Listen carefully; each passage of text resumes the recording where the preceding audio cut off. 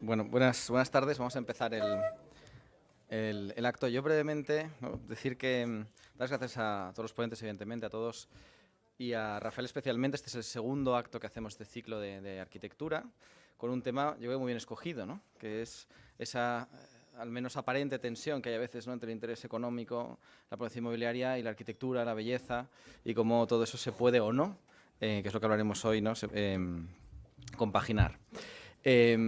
Para el debate de hoy tenemos, la verdad es que, ¿no?, esas perspectivas distintas. Empezaré por la esquina. Tenemos a Carme Pinós, ¿no?, que yo creo que conocemos todos y admiramos todos, ¿no? Carme es fundador del estudio que lleva su nombre y bueno, lleva más de 20 años pues, gestionando proyectos internacionales, ¿no?, con muchos premios, como ahora les enunciaré. Se licenció en Arquitectura y Urbanismo en la Escuela Técnica Superior de Arquitectura de Barcelona. Como anécdota, que me sorprendió mucho decir que erais 4 mujeres, ¿no? Un poco más. 4 dicen, no, un poco más, pero no muchos más. Bueno, esto no nos pasa aquí ya, ¿no? Es decir, en el panel estamos equilibrados. Fundó el estudio, ¿no?, junto a Enric Miralles, con el que pues, alcanzaron realmente un reconocimiento internacional. Se cita mucho en el cementerio de Igualada, que yo creo que fue un momento especial para vosotros, ¿no? Y a partir del 91 pues, establece su estudio de arquitectura. La verdad es que tengo una lista de premios inabarcable, ¿no?, porque pues ha sido pues distinguida con la Neutral Medal for Professional Excellence de la Universidad Politécnica de California. También en 2015 recibió la Berkeley Rap Prize por su contribución a la promoción de la mujer, el arquitecto de compromiso social, Creu de Sant Jordi, ¿no?, International Fellow de la Royal Institute of British Architects, Honorary Member of the American Institute of Architects, y tengo una lista que la verdad es que no repetiré porque tiene que ser breve, y sobre todo, ¿no?, también recibió el Premio Nacional de Arquitectura, ¿no?, en 2021. Aparte de eso, pues también tiene una intensa actividad académica, ¿no? También ha sido colabora, ¿no?, con universidades, sobre todo de Francia, Estados Unidos, ¿no?, Colombia, de Harvard University Graduate School of Design. Es decir, un montón de actividad docente que te agradecemos por volcar también esa sabiduría en las aulas, yo que me dedico a la enseñanza. Y bueno, y también exposiciones desde el Pompidou, ¿no?, hasta el MoMA. También diseña objetos, ¿no?, y mobiliario, y edificios pues, por todo el mundo, ¿no?, desde México hasta pues, ¿no?, Austria. En España, pues aquí conocemos, ¿no?, pues todos en Barcelona, en la Parcela Garduña, la escuela, ¿no?, de Elisaba, toda la parte del mercado de Santa Catalina. Es decir, podríamos seguir y seguir, así que pararé aquí.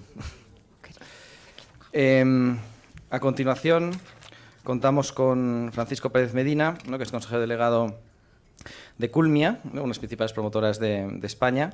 Es licenciado en Ciencias Económicas y Empresariales por la Universidad de Barcelona y también tiene estudios en EADA. Lleva más de 32 años en el sector, ¿no? Ha sido gerente de empresas públicas como Regesa en Barcelona, Promusa en Sant Cugat del Vallès y durante 16 años director general del grupo inmobiliario Vertix. También estuvo 6 años, ¿no?, de director general de SDIN Residencial y director de Promociones y Desarrollo en Solvia para el grupo Banc Sabadell. Y es miembro de la Junta Directiva de ARCE, ¿no?, presidente de la Comisión de Vivienda y Urbanismo de esa misma asociación, también miembro de la Comisión Ejecutiva de ULI, y también ha participado, ¿no?, en proyectos de cooperación internacional en Honduras y en Bosnia-Herzegovina. A continuación tenemos a Ana Gené, que ya sabemos, ¿no?, con socia nuestra, creo que es lo más importante. Pero no, fuera bromas, sabemos, ¿no?, CEO en Barcelona de Savills. Es licenciada en Ciencias Económicas y Empresariales por la Pompeu Fabra, aparte de varios másters, ¿no?, en gestión, en ISDI, en IESE, ¿no?, enfocado en gestión inmobiliaria. Empezaste, ¿no?, tu carrera como auditora, Gran Thornton y luego KPMG, para luego pasarse al sector inmobiliario. Y además de pues, toda su faceta inmobiliaria, pues todos la conocemos por toda su sensibilidad, ¿no? Que le lleva a participar pues, en millones. También tengo aquí todas tus participaciones sociales y culturales, ¿no? De un compromiso social, ¿no? Y cultural, sobre todo con Barcelona, ¿no? Que es miembro del comité editorial del periódico, miembro de la Junta Directiva de MC Mutual, miembro directiva de PIMEC, vocal consultor de la Cámara de Comercio de Barcelona, miembro del Consejo Asesor de la Universidad Pompeu Fabra, etcétera, etcétera, etcétera. Y para moderar este debate, que no creo que sea fácil, ¿no? Tenemos a Rafael Ayuso, ¿no? Que es el que lleva 15 años al frente de su propio estudio, ¿no? Con proyectos de arquitectura en espacios públicos y privados, ¿no? También licenciado en la Universidad de Berlín, bilingüe alemán-español perfecto, o sea que, así que nada, te dejo que moderes en el idioma que quieras. Tenéis las octavillas en las mesas porque será mucho más fácil y podremos hacer más preguntas si utilizamos las octavillas para el coloquio. Y nada, os dejo en manos de Rafael. Gracias. Muchas gracias. Muchas gracias, Antonio, por la presentación. Gracias de nuevo a los ponentes, ¿no? Por haberse ofrecido a estar aquí en esta sobremesa y, evidentemente, gracias a todos vosotros por haber venido. El valor de lo edificado, ¿no? Estamos aquí para hablar pues, del valor tangible, del valor material, económico, en contraposición quizá con el valor intangible que representa la arquitectura, ¿no? Que sería el cultural, el social, el emocional, el psicológico, el artístico, ¿no? Como la propia palabra inmobiliario dice, estamos ante un hecho en un sitio único e inamovible, pero que representa un enorme abanico de valores e intereses dependiendo de la perspectiva de los que intervenimos. Los inversores y promotores hablan de cuadrar los números, ¿no? Hablan de retornos de inversión, de rendimientos, de emplazamientos, ¿no? Con futuro, de desarrollos. Los constructores que tienen que hacerlo, ¿no? Pues logística, organización, mano de obra, materiales, calidades, tiempos y evidentemente beneficio, ¿no? Los arquitectos que lo piensan, visiones, programas funcionales, forma, técnica y estética. Y al final los usuarios, que también existen, evidentemente, pues hablan de sus sueños, ¿no? De sus necesidades, de sus posibilidades económicas, de sus gastos, mensualidades, de la comodidad y de la seguridad, ¿no? Entonces, todos estos convergen o convergimos en un único punto, que es el hecho edificado, pero que pues parece que tenemos que ahora pues aclarar un poco qué es lo que une todos estos valores en ese punto. Y para eso, permitidme que empiece con una brevísima anécdota, ¿no? Pues hace más o menos, quizá 115 años, en este mismo club, ¿no? Estaba sentado un prohombre, ¿no? De la burguesía catalana con sus amistades y había emprendido un proyecto de inversión inmobiliaria y las amistades le compadecían. Le compadecían porque la inversión estaba resultando desastrosa y el valor final se estaba poniendo en duda, ¿no? ¿Qué había pasado? Pues en principio, nada. Pues nuestro promotor había comprado un excelente solar en uno de los mejores sitios del ensanche barcelonés y había decidido emprender una inversión inmobiliaria muy al uso. Un edificio residencial de rentas, ¿no? Reservándose la planta principal, la planta noble, para uso propio. Había buscado y encontrado un arquitecto emergente de la ciudad, cuyo talento y excentricidad estaba mezclado a partes iguales, y elegido un buen constructor. Pero la obra se estaba complicando, se estaba encareciendo, se estaba demorando, no solo por los problemas con la administración local, que también existen, sino sobre todo por los cambios constantes las desavenencias entre el propietario y el constructor, ¿no? Sobre aspectos funcionales, técnicos, estéticos, conceptuales. Y eso, evidentemente, originó unos sobrecostes que el constructor, pues, regularmente le presentaba al propietario, ¿no? Se comenta que en una de las conversaciones entre estos últimos, el constructor le decía: si sigue así, este arquitecto va a acabar con todo tu dinero. A lo que el promotor le respondió, debido a su gran patrimonio, que seguro que ese no sería el caso, pero que muy probablemente acabaría con su paciencia. Probablemente ya todos vosotros o todos ustedes saben a qué edificio me refiero. Es un activo inmobiliario situado en la esquina de Paseo de Gracia con la calle Provenza, ¿no? El promotor era, ¿no?, don Pedro Milà, constructor era Josep Bayó, y el arquitecto un tal Antoni Gaudí, ¿no? Si el valor de ese activo en su momento era dudoso, hoy el valor de este inmueble es absolutamente inabarcable, ¿no? No solo por el elevado valor del suelo en ese sitio, sino también porque el valor de reposición en un sitio con un edificio protegido, patrimonio, ¿no?, cultural mundial, es de absolutamente difícil determinación, ¿no? Y aparte del valor de disfrute para los habitantes locales y visitantes de este edificio, el valor económico que ha aportado la Pedrera a la marca Barcelona y los beneficios que ha aportado al turismo de Barcelona son absolutamente incalculables. Entonces, ¿de qué valor estamos hablando? ¿Qué valores o valor representa un edificio? Y con eso me gustaría darle el testigo a Carme, como arquitecta, para que nos ilumine algo sobre lo que esto puede significar. Bueno, me tendréis que dejar de hacer un poco de mí, que es ir siempre hacia atrás, hacia el concepto. Y lo primero, cuando me dijo el valor de un edificio que representa para la arquitectura, dije, bueno, vamos, lo primero de todo, saber qué es arquitectura. ¿Qué significa arquitectura? ¿Qué entendemos por arquitectura?, ¿no?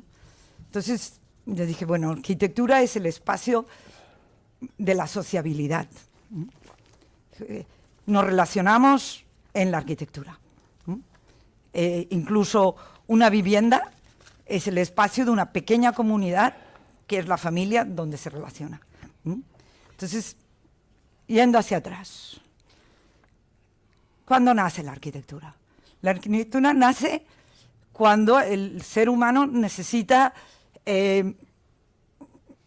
conmemorar a los dioses, ¿no? La primera arquitectura es un templo, ¿eh? Y la primera arquitectura es lo que hace el ser sedentario. O sea, el construir un templo transforma al hombre cazador-recolector, nómada, en sedentario. El templo requería mucha gente, el templo requería mucho tiempo y se hace alrededor del templo se crea el primer germen de la sociedad como la entendemos ahora, ¿no? O sea, la arquitectura es el origen de nuestra sociedad ya post cazador-recolector, ¿no? Entonces, cuando a raíz de esta arquitectura que nos habla de trascendentalidad, ¿no?, esta necesidad del ser humano de enfrentarse con la trascendencia, ¿no?, conciencia nuestra. Me voy atrás, pero es importante saber, porque hablamos en arquitectura, pero es que la arquitectura es lo que nos ha hecho sociedad. Después, a raíz de esa arquitectura que habla de trascendencia, nace la arquitectura doméstica, la arquitectura de cobijo. Ya hemos salido de las cuevas, ¿no? Y esta unión de la arquitectura doméstica con la arquitectura que representa el poder, tanto político como espiritual, nos hace la ciudad, ¿no? Y digo todo esto para reivindicar qué responsabilidad tiene ¿Y qué relación tiene la arquitectura con la sociedad? La arquitectura tiene una gran responsabilidad con la sociedad, porque es lo que nos hace sociedad. Esto es lo que no nos olvidamos. Es la arquitectura que nos hace estar aquí reunidos, que nos hace sentir dignos. Otra cosa que digo mucho es que la arquitectura nos ha de preservar nuestra dignidad, pero también corre el peligro de pisárnosla, ¿no? O sea, la arquitectura no es que valor, la arquitectura es sociedad, es el lugar que nos permite ser sociedad.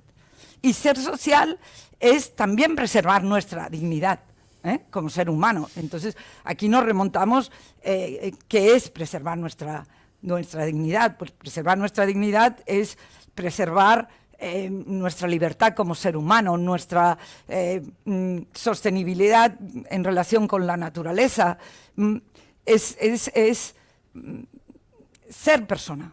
Y lo vimos con el coronavirus, ¿no?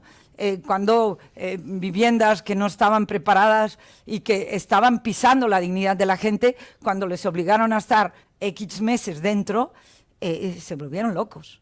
O sea, la responsabilidad de la arquitectura respecto a la sociedad es infinita, porque es lo que nos ha hecho sociedad, ¿no?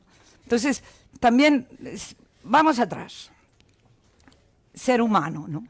¿Qué es el ser humano? Diríamos que el ser humano es el que es capaz, que nos distingue de un animal, nuestra capacidad de poética. Un animal, y nuestra capacidad poética es nuestra conciencia de trascendentalidad, ¿no? Un animal no construye templos, no escribe poemas. Te digo porque la arquitectura, que es lo que nos da cobijo, que es lo que nos ha de transmitir siempre esta poética.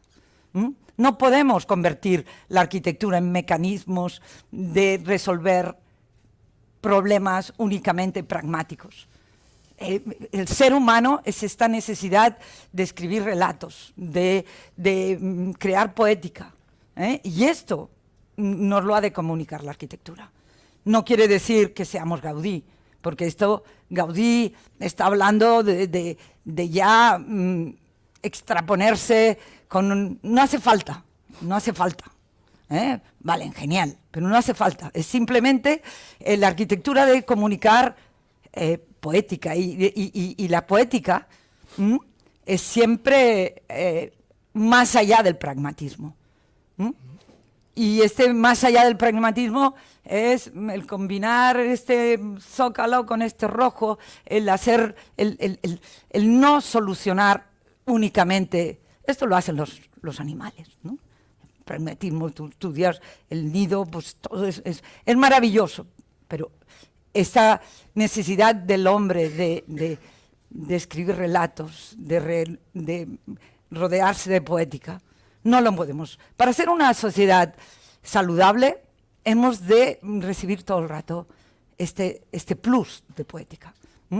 Así no tendremos que viajar tanto. Yo digo, si hay tanto turismo por todos lados, es porque hemos creado una sociedad insatisfecha, que huye hacia adelante, que tiene un día a día que no le satisface y piensa que cogiendo el avión y irse a ver el vecino igual se estimula. Hemos de crear ciudades, arquitectura, que no nos lleven a huir hacia adelante. Y esto es simplemente creando este plus, que es, llámale belleza, llámale... Pero ya te digo, no hace mucha falta, es simplemente el bien hacer. El que cuando ves el detalle, que la gente deje el corazón en las cosas, ¿no? No sé si me he extendido, ¿No? si he cortado. Ahora sí. has estado perfecta. Yo creo Sí. que con eso, ese plus, ¿no? Ese plus Sí. para Ana como consultora inmobiliaria, ese ir más allá en el valor, en el espacio, en el tiempo, ¿no? Porque también al final es un Sí. tema de trascender el tiempo. ¿Dónde estaría en vuestro ámbito, ¿no? Que es la consultoría inmobiliaria? Bueno, os cuento nosotros, que ha sido un placer escucharte, Karma, ¿no? Toda esta disertación tan bonita sobre lo que significa la arquitectura y lo vinculado que está al ser humano y a la civilización. Bueno, yo voy a hablar de nuestro día a día, como me pides. Nosotros, entre otras cosas, somos valoradores. Nosotros nos dedicamos desde hace más de 30 años a valorar algunos de los patrimonios más relevantes en España, como el de Heinz, el de Merlin, el de Culmia, del que estamos muy orgullosos, Paco, de tener vuestra confianza. Y en base a esta experiencia voy a contaros muy brevemente los aspectos que tenemos en cuenta para la valoración de un activo inmobiliario. A ver, vamos a poner de ejemplo un edificio de oficinas destinado a rentabilidad, porque es el mercado de inversión más sofisticado, que hay datos más transparentes, del que tenemos serie histórica más larga. Y para empezar, lo que tenemos en cuenta es qué rentas está dispuesto a pagar el usuario potencial para ocupar ese edificio. En primer lugar, las rentas. En segundo lugar, el nivel de ocupación que tendrá ese edificio en el transcurso del tiempo. ¿Cuán resistente será en épocas frías económicas, que hay una bajada de ocupación en general de los activos? ¿Cómo resistirá eso? Y en tercer lugar, algo que es muy relevante, que es qué tasa le exigirá el mercado de inversión a ese edificio en función del riesgo que perciba que esa inversión le supone. A más percepción de riesgo, más exigencia de rentabilidad y, por lo tanto, menor valor, y viceversa. Dicho esto, y en base a nuestra experiencia de más de 30 años valorando en España y más de 100 en todo el mundo, a mayor calidad arquitectónica, se alcanzan rentas superiores, se mantiene un nivel de ocupación más elevado y más estable, y la exigencia de rentabilidad es menor porque se considera que esa va a ser una inversión más segura que otra que no tenga esta calidad arquitectónica, con lo cual el valor es mayor. Esto que ha afirmado así tan rotundamente, lo cierto es que cuando hablamos de calidad arquitectónica es algo muy complejo que depende de muchísimos elementos, que algunos son medibles y otros no. ¿Cuál es medible, por ejemplo? Pues cuán respetuoso es ese activo inmobiliario, ese edificio, con el medio ambiente. ¿Qué criterios han tenido en cuenta en su edificación y en su gestión posterior que lo hagan sostenible? Y digo que ahí es medible porque disponemos de datos, porque hay una taxonomía, porque hay un sistema de certificaciones que categoriza los edificios en función de cuán respetuosos son con el medio ambiente. Y ahí claramente sí podemos establecer esta relación directa que decía antes. Pero la magia de la arquitectura, que las explicaba muy bien Karma, reside en que hay cosas como la belleza de un activo inmobiliario que es muy difícil de medir. Es muy difícil de medir. ¿Por qué? Pues porque la belleza es un intangible por naturaleza. Todos la reconocemos, todos la anhelamos, todos nos sentimos mejor cuando estamos rodeados de belleza, pero ¿cómo la podemos categorizar? ¿Cómo la podemos ni siquiera describir? Es que no lo hicieron ni los filósofos griegos, es algo realmente difícil de atrapar, ¿no? Y ahí reside la magia de la buena arquitectura. Pero dicho esto, ¿no? Y tú apuntabas, Karma, sobre esto, ¿no? En el mundo de la arquitectura hay un debate que yo creo que es maravilloso entre lo útil y lo bello. Y si nos preguntamos si un edificio de oficinas que solo sea útil cumplirá su función, diremos que sí. Pero también es muy probable que en el transcurso del tiempo ese edificio sea derribado para ser sustituido por otro. En cambio, un edificio bello es altamente probable, a no ser que haya una catástrofe natural, una guerra, etcétera, que también puede pasar, pero es muy probable que ese edificio perdure a lo largo de los decenios, de los centenios, de los milenios. ¿Por qué? Pues porque la sociedad se pone de acuerdo de manera unánime. Pensemos, por ejemplo, no hace falta ir a Gaudí, que por supuesto es algo muy extraordinario, pero pensemos, pues no sé, en el Seagram de Mies van der Rohe en Nueva York, ¿no? La sociedad nos hemos puesto de acuerdo que aquel edificio es merecedor de ser disfrutado, de ser contemplado por las próximas generaciones y lo vamos a proteger.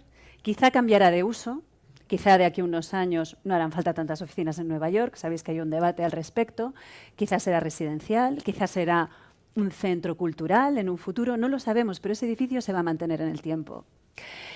La belleza tiene esta particularidad, que es que perdura en el tiempo, y este es el motivo por el que han llegado a nuestros días obras de arte, también edificios, que tienen más de 100 años de antigüedad, más de 1000 años de antigüedad, pienso en el busto de Nefertiti, 3500 años de antigüedad, y esto es que nuestros ancestros, generación tras generación, alguien se ha preocupado de conservarlo para que a día de hoy podamos disfrutarlo.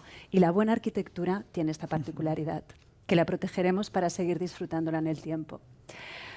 Una última intervención antes de acabar ya, y me voy a referir a la arquitectura pues de más interior, ¿no? Nosotros no solo somos valoradores, también tenemos una división de arquitectura, tenemos aquí 2 directores de nuestra división de la que estamos muy orgullosos. Nos dedicamos sobre todo a la arquitectura interior. ¿Y eso qué es? Pues es los espacios que definen donde vivimos, las oficinas donde trabajamos, los bares en los que nos enamoramos, las aulas donde estudian nuestros hijos, horas y horas, las habitaciones de un hospital donde nos recuperamos de una enfermedad. Es decir, todos esos espacios que definen nuestra vida. Y que Karma explicaba también antes, ¿no? Somos de determinada manera por los espacios que ocupamos también. Y nosotros estamos cada vez con más evidencias en nuestras manos de cómo afecta a nuestras emociones y a nuestro bienestar la luz, los colores, los materiales que elegimos, los olores que desprenden las estancias, la acústica. Todo esto afecta muchísimo nuestras emociones. Deberíamos estar muy atentos a la arquitectura que nos rodea y ser exigentes con la arquitectura que nos rodea. Y también somos conscientes que determinado diseño arquitectónico puede favorecer nuestra memoria, nuestra concentración, nuestra creatividad, la manera con la que actuamos con los demás, quizá de manera más agresiva o de manera más tranquila o de manera más seductora, según cómo esté puesta la luz. Nos afecta muchísimo, muchísimo la arquitectura. Y por último, voy a acabar con la idea de que la arquitectura es arte y es ciencia, y la amamos por esta parte de arte intangible, ¿no? Que no podemos atrapar, que tiene que ver con la belleza, que tiene que ver con un bienestar. Pero gracias a la tecnología, gracias a los sensores y gracias a otras innovaciones que vendrán en un futuro, cada vez la arquitectura será más ciencia, porque podremos medir el impacto que tiene cada decisión arquitectónica en nuestro bienestar. Y creo, sin desvelar esa magia, porque esa magia siempre va a estar, que es una buena noticia que cada vez tengamos más elementos para medirla, porque no nos podemos olvidar que el protagonista de un espacio inmobiliario, de un espacio arquitectónico, no es el valorador que decide cuánto vale, no es el promotor que pone el dinero, no es ni siquiera el arquitecto que lo crea, es el usuario que desarrolla su vida ahí. Somos todos nosotros. Muchas gracias por tus palabras. Entonces vamos a ver ese usuario mayoritario, ¿no? Que es el de usuario de las viviendas. Y si la vivienda, ¿no? Que es el pan de cada día. Francisco, Paco, ¿qué poética es posible dar al pan nuestro de cada día? Desde el punto de vista de un gran promotor como sois vosotros. Fijaros lo que me ha pasado a mí con este acto. Yo hasta hace unos días pensaba que me había invitado a comer en una mesa para oírlas, ¿no? Entonces el otro día me dice, no, que tienes que hablar. Digo, hasta que tengo que hablar entre ellas dos, pero voy a salir trasquilado seguro. Un promotor aquí, hablando de la poética, de la arquitectura, sale trasquilado seguro. Seguro que salgo trasquilado. Y después de oír a Karma ya más, porque ella lo ha dicho claro. O sea, fijaros, yo empiezo a trabajar, como él ha explicado antes, en una empresa municipal.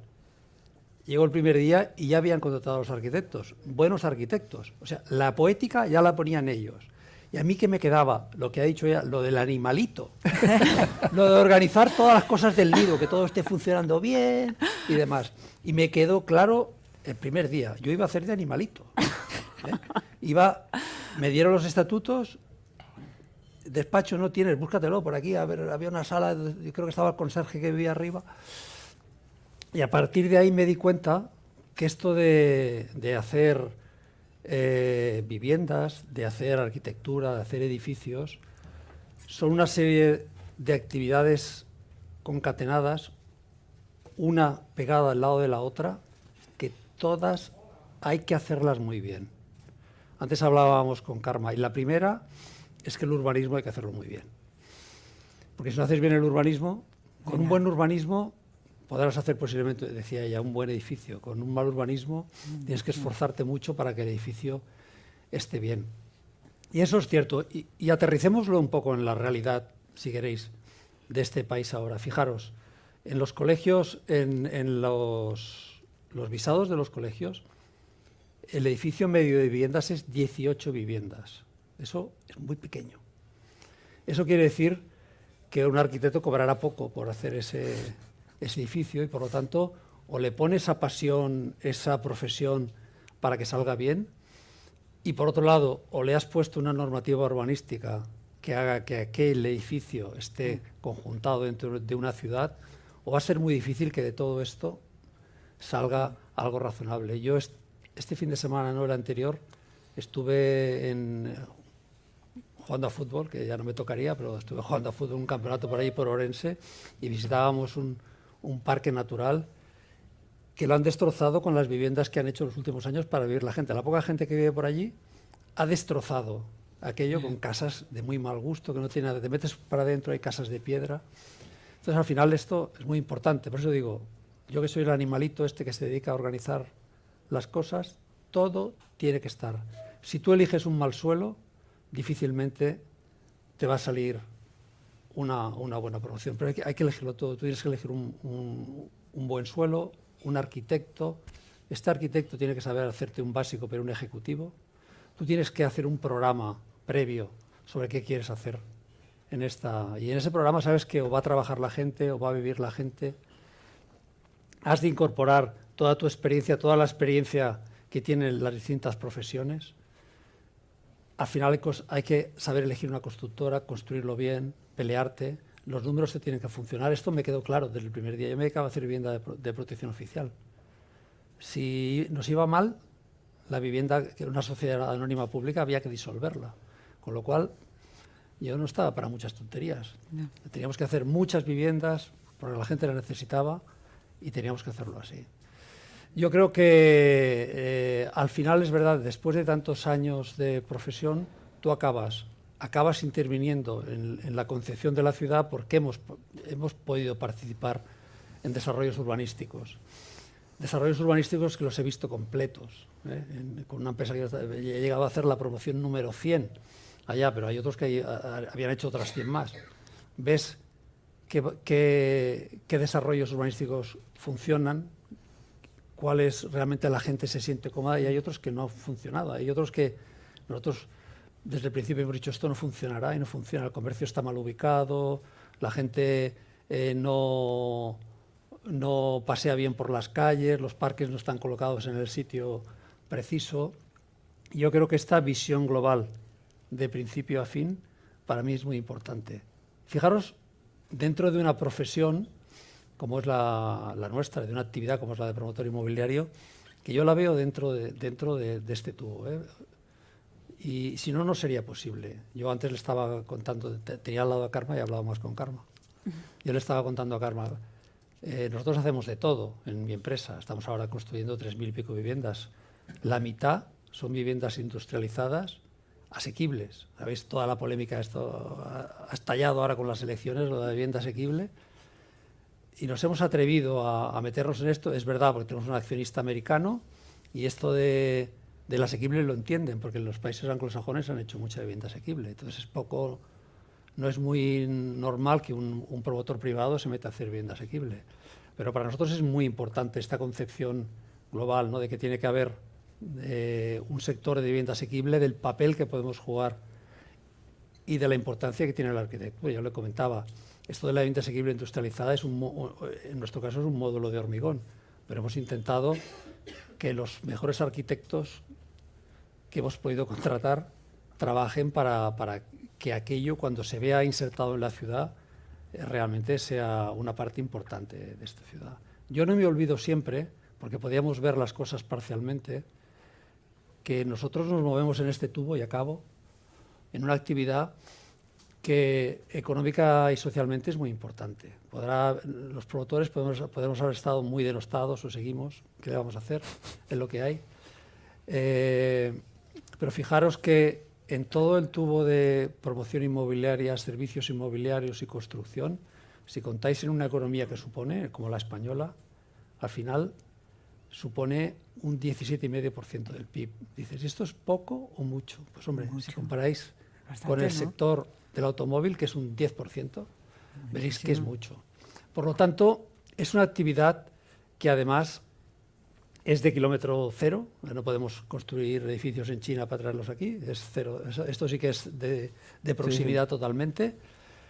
Con toda la lluvia fina que nos ha ido cayendo de toda la normativa europea, estamos aplicando, realmente estamos haciendo edificios medioambientalmente sostenibles, con ahorro de energía y además con una profesionalización muy importante por parte del sector. El sector que se dedica a la promoción inmobiliaria tiene un porcentaje muy alto de profesionales y de mano de obra cualificada que realmente tendríamos que hacer todo lo posible por preservar. Históricamente ha podido ser un sector que hacía muchas o pocas viviendas. Fijaros, hoy en España se hacen muy pocas viviendas. Todos nuestros países de nuestro entorno están haciendo unas 4 viviendas por cada 1000 habitantes. Nosotros estamos haciendo 2. Si miramos además el problema que tenemos con el parque social de vivienda, ya estamos en una media, depende de lo que miréis, de la Unión Europea, la de los 27, pero está en torno al 13%. Aquí en España no llega al 2% de la vivienda. Tenemos muchos deberes por hacer desde el punto de vista de la vivienda. ¿Tenemos tejido empresarial para hacerlo? Muy importante, lo tenemos. Lo único que es verdad que hemos de acertar, y para acertar hemos de tener todo está muy relacionado. Tenemos que tener un clima económico propicio, tenemos que tener una legislación favorable para que esto sea posible, ¿no? Me callo aquí. Venga. Y seguimos. Sí, ahora ya para abrir el último debate entre los ponentes, antes de ir a las preguntas del público. Como tú dices, la producción, ¿no?, inmobiliaria, arquitectónica, es algo que se dilata en el tiempo. O sea, construimos hoy y esto dura 30, 50 años. Entonces, ante los retos que tenemos actualmente, tú has hablado, Paco, ¿no?, del tema climático, energético, podríamos seguir demográfico. Hay muchas cuestiones que están llamando a la puerta y deberíamos dar respuesta a esos retos. ¿Es necesaria una arquitectura, una intervención visionaria, en el sentido que se adelante a los acontecimientos, o el mercado solo permite reaccionar a las necesidades del corto plazo? ¿Cómo veis esto? Hablando de lo que decía de que es más importante el urbanismo que la arquitectura, cosa que sostengo. Un mal urbanismo no hay arquitectura que lo salve, en cambio un buen urbanismo soporta una arquitectura mediocre, para decirlo. Pero antes del urbanismo ha de haber una idea de ciudad, cosa que falla. Cada época ha tenido su idea de ciudad. Ciudad barroca, la ciudad burguesa. Hemos regalado la ciudad al mercado. Perdona. Las ciudades seguramente porque va todo muy deprisa y todo se mide por números. Necesitamos tantas viviendas, necesitamos tantas calles que lleguen a tantas parcelas, que te dan a tantas viviendas, sin tener muy claro qué idea de ciudad estamos ofreciendo. Antes de urbanismo, que sería la calle, es qué idea de ciudad. ¿Quién da la idea de ciudad? Todos, en el sentido, el usuario quejándose, el político ofreciendo, el arquitecto entendiendo, el promotor siendo parte de todo este engranaje, poniéndolo. Pero, hemos de dar una ciudad en que la gente no necesite marchar, y esto es el espacio público, fomentar la idea. O sea, hemos llevado una sociedad de individualismo bestial, que el capitalismo ha fomentado, y el capitalismo en el fondo le interesa, y aquí ahora sonaré como política, pero no soy, pero contra más descontento esté el personaje, más consumirá, más cogerá aviones para huir de sí mismo. Hemos de tener una idea más de comunidad, hemos de dar un poquito marcha atrás. Es la idea de comunidad nos la puede dar la ciudad. Esto que te decía, la ciudad es la que nos hace sociedad. Y es la ciudad la que nos ha de dar bienestar, la que nos ha de ayudar a encontrar al vecino, a saludar al vecino. Y esto es configurar una idea de ciudad.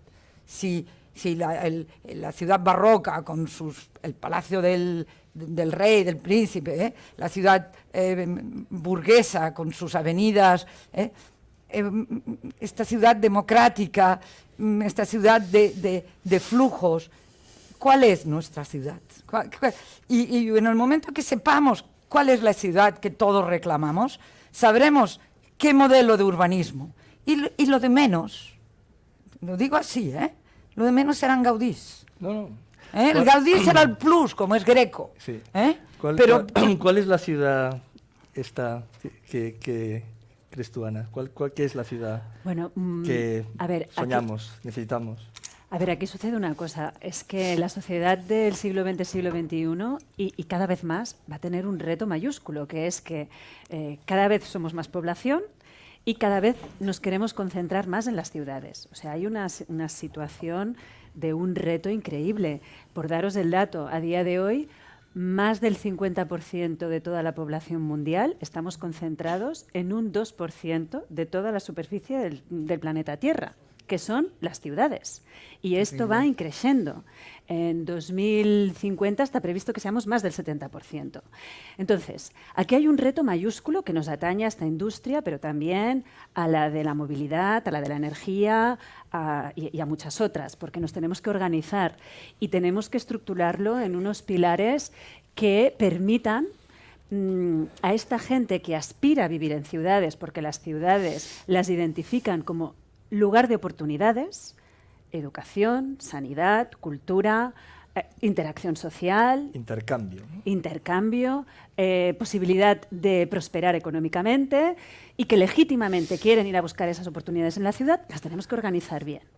Entonces, yo aquí quisiera apuntar una idea que ha pasado muy desapercibida, pero es una pena, y aprovecho este foro para ponerla de manifiesto, que viene además de una compatriota alemana tuya, que es Ursula von der Leyen, que tras el confinamiento reivindicó la nueva Bauhaus europea y la basó en 3 pilares, inspirada en la escuela de la Bauhaus original, que era ciudades más sostenibles, más innovadoras, hay que abrazar la tecnología justamente para resolver todos los retos que tenemos, y mayor cohesión social. Y si me permitís, hay un cuarto pilar también muy relevante, que es la belleza, porque también, y lo explicitó, que el derecho a tener ciudades bellas, edificios bellos, espacios bellos, porque esto de algún modo está conectado directamente con nuestro bienestar, con nuestra calidad de vida. Entonces yo creo que esto es muy inspirador y creo que es en lo que nos deberíamos focalizar. O sea, para mí es un marco intelectual que en mi día a día, cuando tomo decisiones, trato de decir estos 3 pilares. Este proyecto que vamos a poner en marcha tiene en cuenta sostenibilidad, innovación, cohesión social, ver cómo impacta en el entorno. Y es bello. Si no pongo tic a las 4 cosas, a mí ya no me sirve. Y lo que quiero decir aquí es que, a ver, la humanidad, lo hemos visto con el COVID, ¿no? Y con muchos otros líos en los que nos hemos metido a lo largo de nuestra historia.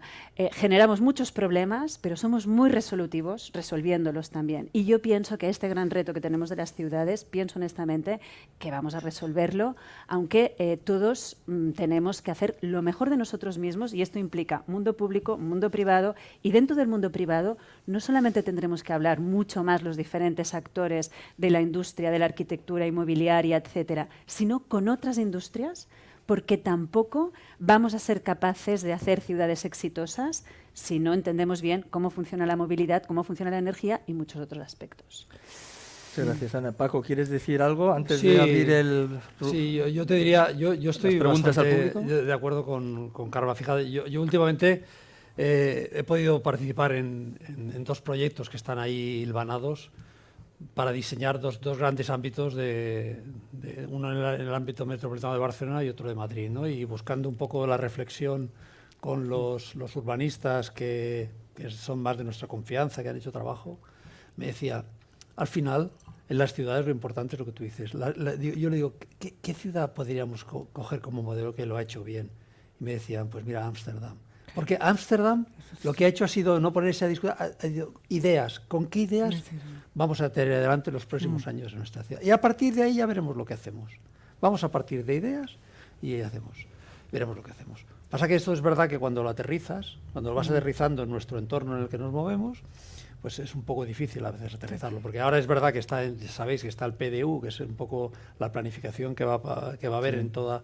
¿Cuáles son los parámetros básicos del planeamiento urbanístico a ver en toda nuestra área metropolitana? Llevamos un montón de años trabajando, pero al final, yo que he participado en alguna fase, al final ya casi te pierdes un poco en todo esto, ¿no? Y yo creo que es muy importante. Mira, entonces, por lo tanto, yo os diría, yo por ejemplo, estoy focalizado en las cosas que hago, intentarlas hacer lo mejor posible. Eso es lo que pasa. Y dices, pero ¿y vas a resolver lo general? Pues ya llega un momento que te digo que igual no puedo resolver lo general. Voy a intentar hacer bien, intento me llaman para dar mi opinión sobre la ley de vivienda, sobre las viviendas asequibles o sobre el urbanismo. Pero llegamos hasta donde llegamos y lo que esté en mi mano voy a intentar hacerlo muy bien. Y mira, me has quitado lo de Ámsterdam, porque cuando decías la ciudad, yo decía, ¿cuál es para mí la ciudad ideal? Los Países Bajos, toda Holanda, que es todo, porque hemos de hacer una ciudad, no la ciudad enorme de 15 millones, de 20 millones. Tú ves los Países Bajos, ¿no? Holanda, toda Holanda es una ciudad súper conectada, Ámsterdam con Delft, con el transporte público. Hemos de buscar que la naturaleza, el urbanismo, todo esté entremezclado, y sobre todo con transporte público, no contaminante, pero hemos de poder vivir cerca de la naturaleza. Cuando tú veías antiguamente un pueblo que tenía la calle, pero a través de los portales veías el huerto detrás, vivían en sincronía de naturaleza, urbano, instituciones. Y ahora las ciudades no puede ser nuestro futuro, las ciudades. O el modelo de ciudad como lo entendemos ahora. Tenemos que inventar, pues es tan importante la idea de ciudad. Tenemos que inventar un nuevo. No puede ser, porque claro, antes el 90% de la población hasta hace 2 días vivía en el campo. Era la agricultura. El 10% era la ciudad. Ahora se ha vuelto al revés. Hemos de inventarnos qué es la ciudad de nuestro futuro, porque aparte de toda la poética que digo, ¿no? Pero el ser humano necesita estar en contacto con la naturaleza. Vamos a ver qué nos inventan ahora nuestros asistentes aquí. ¿Hay alguna pregunta, ya que no tenemos mucho más tiempo? ¿Algún apunte que se quiera preguntar o alguna polémica que se quiera desatar antes de volver a irnos a trabajar? ¿O estamos todos absolutamente...? Yo mientras lo piensan, yo diría de la pandemia que hemos aprendido. Al final lo va reduciendo a lo más importante, pocas cosas, que las viviendas tendrían que tener terraza y los espacios un poco más flexibles, cosa que no es fácil. Y luego un continuum. No podemos vivir de otra manera que en ciudad densa. Lo que no sea ciudad densa no es... Pero con equilibrio, con natura, con espacio público. Exactamente. Con equilibrio. Integrando toda la naturaleza Sí.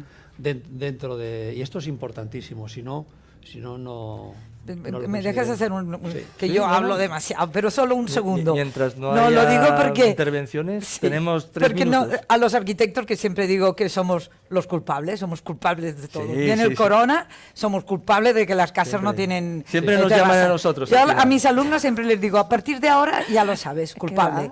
Que si el señor que se sienta es muy gordo y no acaba en la silla, tú no lo has diseñado todo. Que si los precios suben, culpable. Lo digo porque se nos atacó que no hay en terraza. Mírate las terrazas que antes del COVID, ¿cuántas se cerraban con aluminio? Sí. Dices, ahora hemos aprendido terrazas, pero es que dábamos terrazas y nos las cerraban. Tú ves mirando las viviendas de los años 70, que todas, y no eran viviendas. O sea... Pero hay también mucha palabrería y moda de la emergencia, ¿no? En el sentido, COVID, necesitamos viviendas con grandes terrazas. Se va el COVID Y ahora la terraza cierran. vuelve a ser el sitio donde estaba la bombona de butano, la bici, ¿no? El armario ese del Bauhaus que se compra para dejar los trastos que no se necesitan. Entonces, yo creo que hay que tener una perspectiva un poco también amplia en el tiempo para Ya, pero mientras te no reaccionar a lo loco, ¿no? A ver, aquí Mientras te lees las preguntas, Sí. ¿qué ocurre? Todo está muy bien, pero el tiempo administrativo es muy lento. Entonces, yo os digo que en estos momentos los desarrollos urbanísticos que se van a hacer en Madrid y Barcelona, y si queréis Málaga, son antiguos, ¿vale? Mira, ¿Por qué? hablando- Porque se diseñaron... Paco, hablando de antiguo, aquí hay una... Se diseñaron, perdón, antes de la crisis y se han seguido tramitando después. Es El que la modelo burocracia nos ha actual matado. está obsoleto. Hay que regresar al campo por muy diversos motivos. Ahí os dejo. Bueno, es lo que decía. Necesitamos una relación con la naturaleza, hacer este modelo de ciudad interconectada, conectada. ¿Eso no es estar en misa y repicando al mismo tiempo? No, siempre lo he dicho, el modelo de ciudad óptima es Holanda. Intervenir. Que pequeñas ciudades en que se controla, que se puede ir bicicleta, no sé qué, y que, bueno, Delft tiene una universidad más buena para aquí, coges el tren y te vas. O sea, esto, en lo que no puede ser una España vacía, y unas ciudades generando uno de los problemas increíbles. Hemos de pensar cómo conectamos todo esto.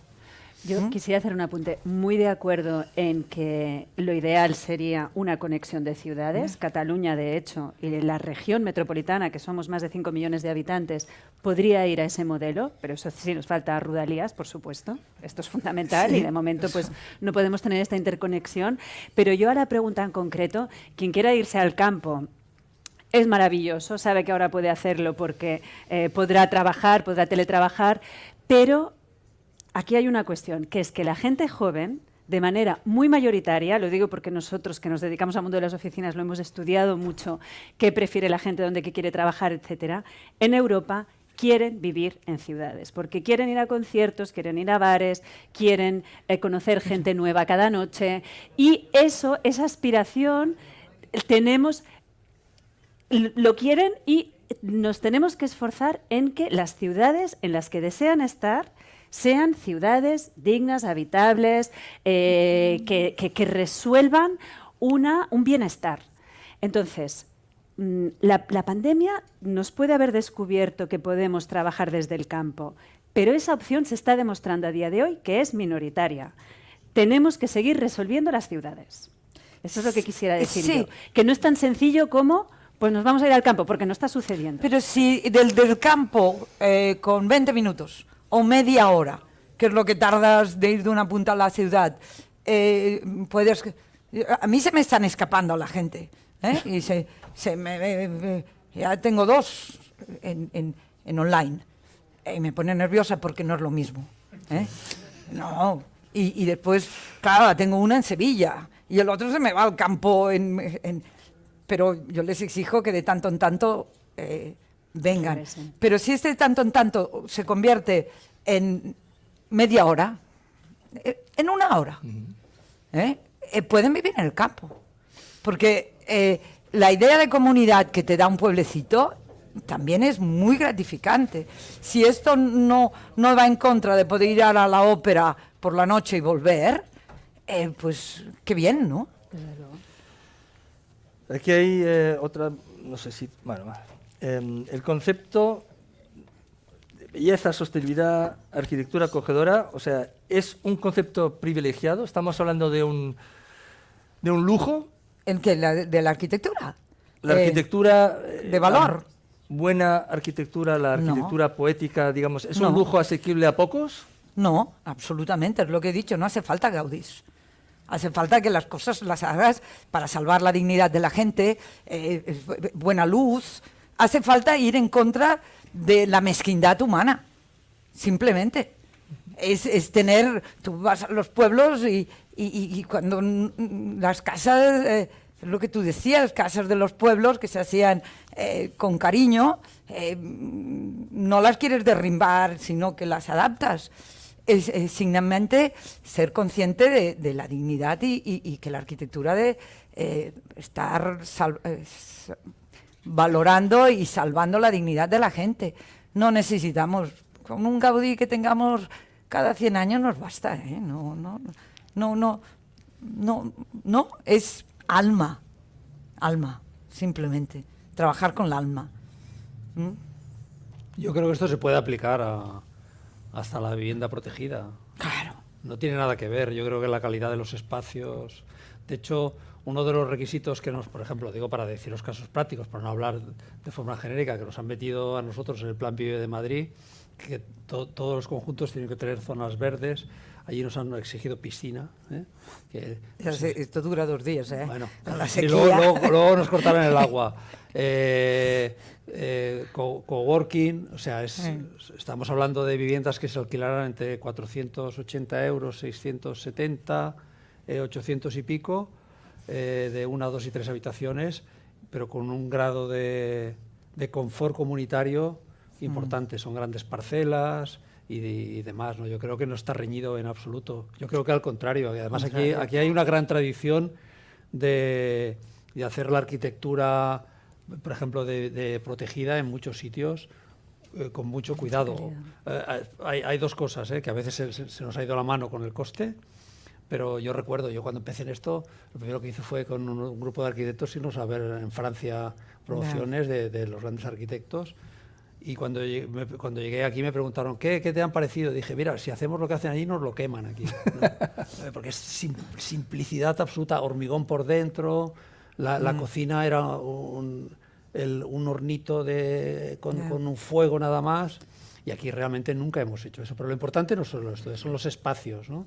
Los espacios, yo creo que aquí con la luz, se ha cuidado mucho. Ahora, yo insisto, el problema es que nuestra falta de capacidad de adaptar las cosas administrativamente, la burocracia, nos obliga pues a poner en marcha cosas que quizás son un poco antiguas y que ahora las haríamos de otra manera. Pero cualquiera tira un planeamiento para atrás y empiezas 10 años otra vez a empezar, con lo cual dices tiro adelante y terrible. Y Dios nos coja confesado. Gracias. Hay un apunte aquí que lo percibo, pero creo que sobrepasa el ámbito, que es urbanismo versus movilidad. Yo creo que eso es un tema que puede llenar no una sesión de estas, sino varias. Creo que no tenemos tiempo, desgraciadamente, para debatir de esto. Y el último, cuando un edificio público se categoriza como arte y entra en otro tipo de mercado, pueden ser parámetros subjetivos o interesados. Eso ya es, yo creo que también un debate que va más sobre, ¿no?, el transgrede la arquitectura como, bueno, el ejemplo, quizá mal ejemplo que di al principio, ¿no?, de que un edificio ya sube a la categoría de obra de arte. ¿Dónde está ese edificio? Pues yo creo que está en un ámbito de proyección, digamos, global de una ciudad, pero ya no puedes, creo que hacerlo competir en ámbitos normales de mercado o uso de lo que estamos hablando, ¿no?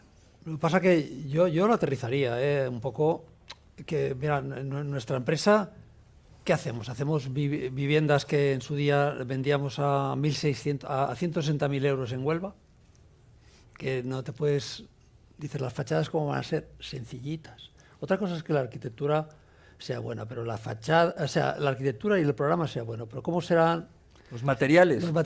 Y otra cosa es que dices, ¿y en el otro extremo qué tienes? Pues 3 piezas catalogadas, una en San Sebastián, otra en Murcia y otra aquí en Sarriá, en el que lo hemos dado todo. Dices, y lo hemos dado todo con visión de mercado, ¿eh? O sea, no para decir, bueno, vamos a dejar nuestra huella aquí, sino vamos a darlo todo vender, claro, pensando que lo tenemos que vender.